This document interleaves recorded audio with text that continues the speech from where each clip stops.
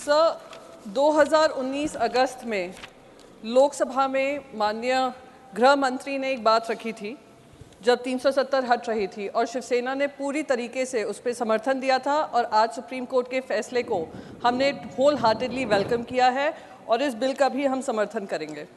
उन्होंने एक बात कही थी कि सदन के सामने जो बिल लेकर मैं उपस्थित हुआ हूँ इसमें पीओके और अक्साई चिन्ह का उल्लेख है और एक एक इंच ज़मीन का उल्लेख है, पर उनकी लोकसभा की स्पीच में या इस बिल में कहीं भी हमें पीओके का तो दिख रहा है, अक्साई चिन्ह के ऊपर ना उन्होंने अपने पक्ष रखा है ना उसके बारे में कोई विचार रखा है।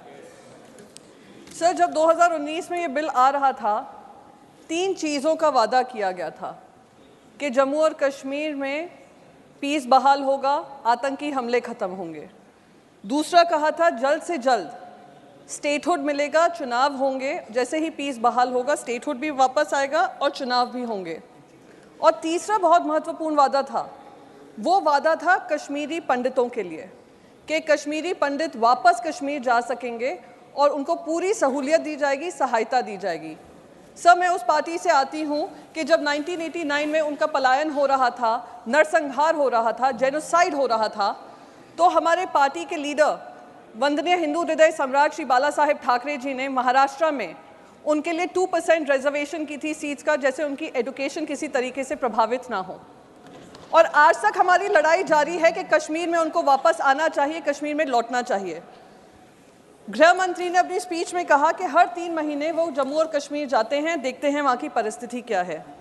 मैं उनका ध्यान आकर्षित करना चाहती हूँ, जून 2022 में एक पिक्चर रिलीज़ हुई थी, कश्मीरी फाइल्स। पूरी राजनीति हुई उस पर, पूरा उसको समर्थन दिया गया, टैक्स फ्री की गई, सब किया गया। पर वहीं पर जून 2022 में कश्मीरी पंडितों को कश्मीर से निकाला जा रहा था, उनकी टारगेटेड किलिंग हो रही थी, उनको बार बार वो कहा जा रहा था कि कश्मीर खाली कर कर जाएं। तभी भी हमारे गृह मंत्री ने उसके ऊपर कोई संज्ञान नहीं लिया, ना उसके ऊपर कोई ट्वीट किया होगा, ना प्रधानमंत्री नरेंद्र मोदी जी ने उसके बारे में किसी तरीके की ट्वीट की होगी, जैसे मणिपुर में हो रहा है।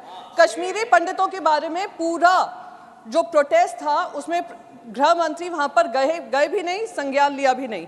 वहाँ पर मैं पहुँची थी क्योंकि ये मेरी पार्टी के विचार हैं कि कश्मीरी पंडित भाई बहन कहीं भी पीड़ित हो, प्रताड़ित हो, हम उनके साथ खड़े रहेंगे। मैंने ये मांग आकर यहाँ पर उठाई भी, पर उसको दरकिनार कर दिया गया। मैं बस यहाँ पर ये कहना चाहूँगी, आखिरी में समय कम है सर, मैं बस ये कहना चाहूँगी सर, आई नो मैं ज़्यादा समय नहीं लूँगी, अब वो चेयर पे बैठने का अनुभव मुझे भी मिल गया है, so I will be more conscious. Last चीज़ मैं ये कहना चाहूँगी, जो बिल में कहा गया है कि 2 सीट्स जो हैं, 2 सीट्स रिज़र्व की जाएंगी उन कश्मीरी पंडित भाई बहनों के लिए जिनका वहाँ से पलायन हुआ।